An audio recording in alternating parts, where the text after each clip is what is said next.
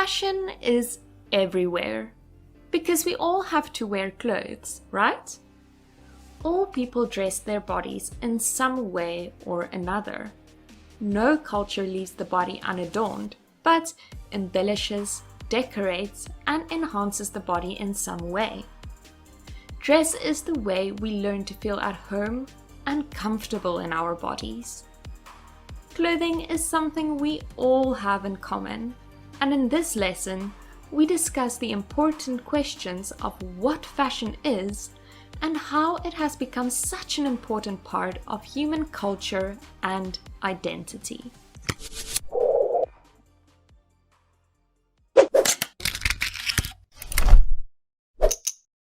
Hello, my lovely creative designers. I am so glad to see you here. As you already know by now, my name is Marley and I am your fashion educator. I hope you have all been enjoying your fashion journey so far. I promise you it is only going to get better. Before we start our lesson, let me remind you of our course structure. Just like Module 1, the next 3 modules comprise of 8 lessons each. Each lesson will continue to be informative and practical, so you have lots to look forward to. After you have completed all your modules, you will obtain your qualification in fashion design. We are going to start this lesson looking at the different fashion eras. We are also going to explore fashion's cultural significance and look at some examples of traditional dress. Next, we will define cultural appropriation and look at some interesting cases. We are going to end the lesson by looking at how to generate ideas from the previous fashion eras. Since we believe in making our courses as accessible and interactive as possible, we understand and know that you will have a lot of questions during your lessons. Please remember that Morpheus, Shaw Academy's very own artificial intelligence bot, is here to assist and answer any of your questions. So don't be shy, ask away. Please remember to rate your interaction with Morpheus, as this will help us improve our answers. You are also not the only one in my virtual classroom, so I encourage you to interact and engage with your fellow classmates, as it is a great way to learn from each other. If for whatever reason Morpheus or your classmates are not able to assist you with an answer, please send us an email at support@shawacademy.com and I will make sure to get back to you as soon as possible. Welcome to Module 2, everyone. One step closer to achieving your goal. I hope you enjoyed this module as much as I enjoy creating it. My goal for this lesson is to get you hooked on fashion history. Designers and consumers have shaped fashion at different points in history. Constantly evolving, fashion design is influenced by cultures, religion, new technologies, and creative individuals like you with their own sense of style. Greek fashion brings together the power of femininity and elegance, glorifying beauty and simplicity. Clothing were essentially the same for men and women. Fabric was draped, tucked, pinned, strapped, or belted into place. Simple borders on the fabric fell into appealing patterns when draped around the body. The most interesting aspect of Greek fashion is its versatility. It can be wrapped, twisted, and tied to create different looks. Greek culture has influenced modern fashion designers over and over, with elegantly draped shapes to rival classically fluid forms.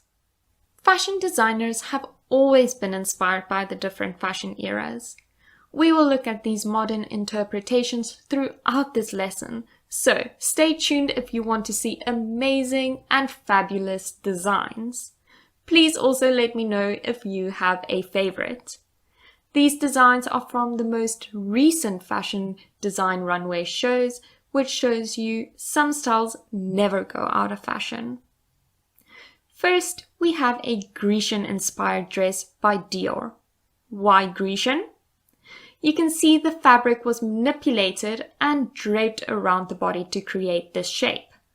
The twisting and the asymmetry are both key elements of Grecian fashion. It is simple and super feminine too. Next, we have the Renaissance era. This was a transitional period that indicated the beginning of a new life and the use of luxurious fabrics like silk, satin, velvet, and taffeta. Women wore gowns comprised of a tight-fitting bodice and a fuller skirt that will hang down to the ankles, usually with a petticoat underneath. Ruffled collars were popular, as you can see in the image, and the neckline was often lowered to expose quite a bit more of the chest area. The color palette was royal and elegant. This modern example is a gown by Valentino. You can see the following key elements of Renaissance fashion. It is created with a luxurious fabric, and we can see the high ruffled collar and a similar dark and royal color palette. The Baroque era was a time mainly defined by the ornamentation in the different artistic works developed after the Renaissance. The new style did not immediately change clothing, as it still preserved elements from the Renaissance period. At a later stage, clothing looked to exhibit wealth through ornamentation instead of jewelry. Silk and velvet gowns with tight-fitting bodices were the most common. The necklines were low and lace collars were used as decoration. Sleeves made of large strips that gathered at the elbow were also very popular. When it came to fabrics, elaborate patterns and dark colors were the most fashionable. This is an example by Dolce & Gabbana inspired by the Baroque Fashion Era. The embroidery on the top is quite ornamental. Lace, a very popular material of the time, is used along with puffy sleeves. It also resembles the era with a similar dark color palette. Next, we have the Rococo period. A significant shift in culture occurred at the beginning of the 18th century, known as the Enlightenment, which valued reason over authority. The new fashions introduced, therefore, had a greater impact on society, not only affecting royalty, but also middle and lower classes. Madame Pompadour, Louis XV's mistress, was the single most important figure to establish Rococo fashion. She loved pastel colors and light stripes and floral patterns, which came to be known as Rococo. Towards the end of the period, Marie Antoinette became the leader of French fashion. Extreme extravagance was her trademark, which heavily influenced fashion. The fashion tended to be lavishly ornate, with complex organic patterns and motifs covering everything in the finest of fabrics. Color palettes were light and pastel, and the designs whimsical and often asymmetrical. Gowns still utilized corsets and a hoop skirt to emphasize a certain voluptuous quality to the wearer. Moschino was clearly inspired by Rococo fashion, as we can see in this design. It is quite whimsical, and the shape of the skirt creates the illusion that the body is more voluptuous. The color palette is pastel and very girly. I bet if Marie Antoinette was alive, she'd wear this. Before we move on, let's play Spot the Fashion Era. Which modern design between 1, 2, and image 3 is inspired by Greek fashion? Image 1 is the correct answer. Notice the draping, twisting, and asymmetry. Next, we have the Georgian Fashion Era. Fashion started to change during the Revolutionary period. The extravagant corsets and silk or satin gowns were replaced by thin, almost transparent, Grecian-like dresses. The body could feel free in dresses that draped and flowed around the wearer. Today, this type of gown is referred to as the Empire-style gown. Some gowns, however, were still fuller at the bottom. Preferred color palette was light and pastel colors. Regency fashion was based on classical principles and ornamentation according to the latest fashion. Dress waistlines were high, and the neckline, as seen in the image, was often square cut and very low. Small puff sleeves often barely covered the shoulders. By 1811, Gothic influence crept in, corrupting the classical lines gradually until 1820, when dress lost all classical form and Gothic styles were fully adopted. The next example is another Dolce & Gabbana gown. It has a classic column shape covered in detail with a cut line just below the bust. Just like the image before, this dress has a square neckline, a key element of Regency fashion. The Victorian era is an elaborate display of class and beauty and purpose for men and women. The layers of dress required for rich and poor were often impractical and uncomfortable, but always fashionable. An hourglass shape was accentuated by tight corsets. Skirts were large due to the introduction of hoop skirts and bustles. A bustle is a padded undergarment used to add fullness at the back of a woman's dress, just below the waist. The introduction of synthetic dyes led to a bright and colorful palette. This outfit by Gucci is definitely a modern version of Victorian fashion. First, we can see the layers of dress. The cinched waist creates an hourglass figure too. Even though we can't see the back of the dress and know whether or not it has a bustle, the gatherings at the waist create volumes similar to a bustle, so it is definitely a more modern interpretation. Did you know Sir William Henry Perkin, a British chemist, accidentally discovered the first synthetic dye in 1856? The 18-year-old failed in an experiment with a chemical that helps treat malaria, and when he cleaned his beakers with alcohol, the brown sludge he experimented with turned into a bright, rich fuchsia purple dye. So, the color you see in the image, mauve, was born. This shows you that mistakes are sometimes blessings in disguise. There is a saying, we learn from failure and not from success. Apply this to your design process. The Edwardian era signaled the demise of the corset so loved by women in the Victorian era. Fashion was more elegant and mature, featuring the S-shaped silhouette. The silhouette forced the hips back and the bust forward. They were going for the pigeon look. Lace and ruffles returned to women's garments, bodices added a puff over the waistline, and hems were decorated with ruffles and trains. The two-piece dress with a trumpet skirt and the tailored jacket, first introduced in 1880, became very popular. Our modern example of the Edwardian Fashion Era is a creation by Zimmermann. The key elements are the S-shaped silhouette and the use of lots of lace and ruffles. Art Nouveau was a decorative art form which followed from the arts and crafts movement.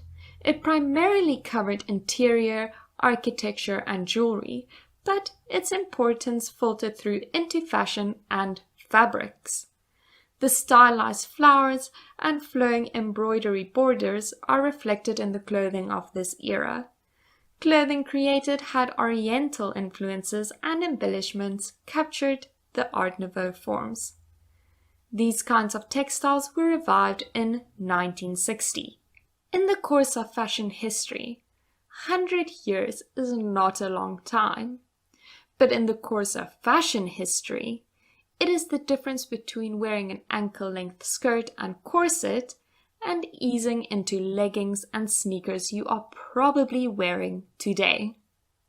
During these years, there have been major shifts in politics, social norms, culture, and technology, and fashion has reflected that in its ever-changing cycle of trends. the 20th century opened such a variety of styles. At certain times, no definitive fashion could be traced. Fashion blossomed as nobody could foresee, but anybody could revolutionize it. Flapper fashion is instantly recognizable as the look of the 20s. The trend of the era has enduring appeal with the relaxed drop waists and beaded and feathered accessories. It was in this era that Coco Chanel introduced the little black dress. Instead of it being a color associated with widows or servants, black became chic and it offered simplicity and elegance. In 1947, Christian Dior introduced the new look silhouette that would shape the decade to come. It was the opposite of wartime outfits, with its cinched waist, structured bust, and full midi voluminous layered skirt. In the 60s, the hemlines went from midi to mini, and even though controversial at first, the naysayers were overpowered. The 60s was also ground zero for the shift dress by designer Mary Quant. On the other side of the spectrum was Vivienne Westwood, who led the punk scene and made t-shirts and plaid popular. In the 70s, women in the workplace changed fashion tremendously. Thus, power dressing was born. Because women wanted to look professional and elegant, structured suits, oversized garments, and garments with oversized shoulders became very popular. While many women don't wear power shoulders as much today, many do adopt the formality of the suit. In the 80s, Boy George embraced fashion as art, transforming the club scene into the catwalk. The clothing was flamboyant and colorful, created with frills and fabrics associated with historical periods. Fashion in the 90s was defined by a return to minimalist fashion, in contrast to the more elaborate trends of the 80s. Today, the most popular trend is athleisure. Now that we have experienced the joys of walking around in t-shirts, sneakers, leggings, and hoodies while looking stylish, who would want to go back? Fashion always seems to be looking back to another, often thought, better time. In 2014, the 70s were everywhere, and in 2015, it was the 90s. Fashion, however fast-paced and ever-evolving, often refers to the past. To understand fashion's present and future, it is therefore necessary to possess knowledge of its past. Another round of Spot the Fashion Era. This time we are looking for flapper fashion. Which one is it? Number 3. As you can see, it has a relaxed drop waist and beaded from top to bottom. Absolutely stunning. Image 1 is inspired by the 60s and image 2 inspired by the 70s. Let's take a look at the bikini. A man named Louis, a French engineer, introduced the modern two-piece bikini in July 1946. It was so scandalous that no model wanted to wear it. So, for marketing purposes, they had to hire a nude dancer. We have discussed this a bit in Lesson 1 of Module 1, but it is important to dig a bit deeper. What is fashion? First, it is an expression of the human need to protect oneself from the elements. Fashion is also the way we choose to present ourselves in public. It is the interplay of the necessary versus the unnecessary, the need to protect ourselves versus our need to decorate ourselves. But fashion is a little bit more than just protection and decoration. It is a window into the social world. Fashion is not an isolated factor of clothing, but it is connected to our life in every aspect, and among them, culture is the most significant. Fashion goes further than clothing and into the manner we desire to live our lives. Our clothes are woven into our history and our heritage. The world is full of different varieties of traditional dress, Some are immersed in history and specific to a country's culture, and others are due to certain circumstances or status. As a designer, it is important to learn about cultural dress as you gain an insight into who you are designing for.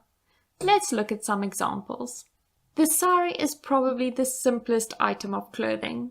It is a single piece of fabric with a length of up to 9 meters long, which comes in a variety of colors that can be draped in many different ways. The lederhosen or dirndl are the traditional dress across southern Germany and Austria. There are also many variations depending on the area and fashion of said area. Masai beadwork features brilliant red cloth with extraordinary intricate beadwork, which sums up their traditional attire. The beadwork, applied with a more is more approach, contains a lot of meaning. The design and size of each bead indicates age, identity, and status within the community. Orange beads symbolizes generosity. Green beads are said to represent vegetation after rainfall, and blue symbolizes God because it shares the color of the sky. Vietnam is home to a wealth of clothing traditions. However, the most recognizable item is the conical hat, an essential accessory throughout the country. One version has lines of poetry written into the brim, only visible when you hold it up to the light. Scots put plaid on the fashion map. Kilt-wearing traditions are still very much alive in Scotland, often worn by dancers, pipe players, and sport participants. Kimonos are the ultimate symbol of traditional Japanese culture. From the 17th century, it has been the main item of dress for both men and women, and a way of expression for the individual wearer. The decoration is significant, with symbols such as the crane indicating a long life and good fortune. Today they are still worn on special occasions, such as weddings. The interaction between culture, religion, and dress is also fascinating. Clothing has always played a key role in religious expression. Many religious groups have developed cultural norms with regards to dress. Dress codes, both formal and informal, exist as a means of showing group identity and to express religious beliefs, adaptation to social change, and the conformity to religious authority. Let's look at a few examples of religious dress. Conservative Muslim women are required to wear the burqa. The Amish consider hats, beards, head coverings, bonnets, and aprons sacred and forms part of their religious dress codes. Mormons, who have been to temple, wear sacred undergarments beneath their ordinary clothes to reinforce their commitment to their religion. These are just 3 examples. There are many, many more. This brings me to our next topic, which is cultural appropriation. What does cultural appropriation mean? Cultural appropriation is the inappropriate adoption of an element or elements of one disadvantaged culture by members of another more dominant culture. So let me rephrase. It occurs when one culture adopts customs, ideas, fashion, and style from another culture purely for aesthetic reasons without permission, often offending and disrespecting that culture. Did you know in 2015 the Glastonbury Festival banned the sale of Native American hairdresses because the wearing of hairdresses by non-natives are a disrespectful form of cultural appropriation? Victoria's Secret also got into trouble for putting hairdresses on their models at a fashion show. Another example is the durag from the African American community. While the purpose of the durag is to protect and to preserve the hairstyles in the Black community, they have also become indicative of a shared cultural experience. It represents the struggles and triumphs of their life experiences, hence the backlash when celebrities like Kylie Jenner don a piece like a durag. Do you remember when I spoke about the Maasai tribe? Their style has inspired designers for ages. So much so that this small tribe have trademarked their bead and blanket artistry to protect their cultural identity, fighting back fashion houses such as Louis Vuitton for appropriating their designs without permission. As a fashion designer, it is our responsibility to create clothing that does not offend or disrespect any culture. This is how you can prevent it from happening. First, do your research. Admit when certain cultures inspire you. It is important to realize that fashion is made by and for people of different cultures. If you want to design for a specific target market, you must understand their society and culture, which surrounds them, influencing the way they dress. Guys, it is that time again, the time we celebrate how far you have come. Look at how much you have already learned. You are on your way to becoming an amazing designer, so good job. We have looked at the history of fashion in this lesson and how it has changed and evolved into what we see on the streets today. In the next lesson, we are going to look at trends and look further than today in order to predict what will be in fashion and what the hottest trends will be tomorrow and a year from now. To be a relevant designer, you have to design for the future, and I am going to show you how. I've said it before and I will say it again. As a designer, you do not need to reinvent the wheel every season. As you've seen from the examples we looked at today, even the top and most famous designers reuse and recycle trends and design elements. That is just part of how the fashion industry works. Designing from the past, as we have seen in some of the more relevant examples, can produce incredibly creative designs that are sure to stand the test of time. In order to design from the past, follow these steps. First, research your chosen era and look at the silhouettes, the design details, and the color palette. Then, create a mood board with a variety of different images. Generate ideas from your inspirational images, paying special attention to the design elements, which are line, shape, space, texture, and color. Make it your own. Combine old trends with new ones. Draw your flat sketches and turn those flat sketches into fashion figures. Here is an example of a mood board I quickly created of the Regency Fashion Era. Do you remember our mood board tips? Use a variety of different images. So I have some fashion images, interior design, fabric patterns, and my color palette. My layout is quite simple and geometric, so easy to design from. This flat sketch is inspired by the mood board and the era. It features a high waistline, puffy sleeves, and a flowy skirt. I think the importance of fashion history is underestimated. History is not about memorizing dates, but about understanding the consumer and the repetition of trends. What will be next in fashion? Well, that is up to you to pick the next best fashion trends. Clothes are woven in the fabric of our daily lives. The clothing we wear tells stories of our culture and our heritage. When we put on a shirt in the morning, slip into a fancy dress for date night, or wrap a scarf around our neck to protect us from the cold, we are inhabiting our history and culture, creating a visual shorthand of who we are. So, with that in mind, I am going to end this lesson by asking you one short, but not so simple question. Who are you? Your challenge for today is to choose your favorite fashion era, then create a mood board with a variety of inspirational images. Use this to generate ideas from. Look at all the design elements too, like the lines, the silhouette, the color, and the texture of the era, and incorporate it into your new fabulous design. Please share your mood board and your design on your favorite social media channel. Please don't forget to use the hashtag #SureFashionHistory. I look forward to seeing your beautiful designs soon. Have fun exploring and designing, guys. Please remember all the summary notes and slides are available in your toolkit and would be really worthwhile to keep as a resource at your fingertips beyond this course. These will also help you prepare for your assignments.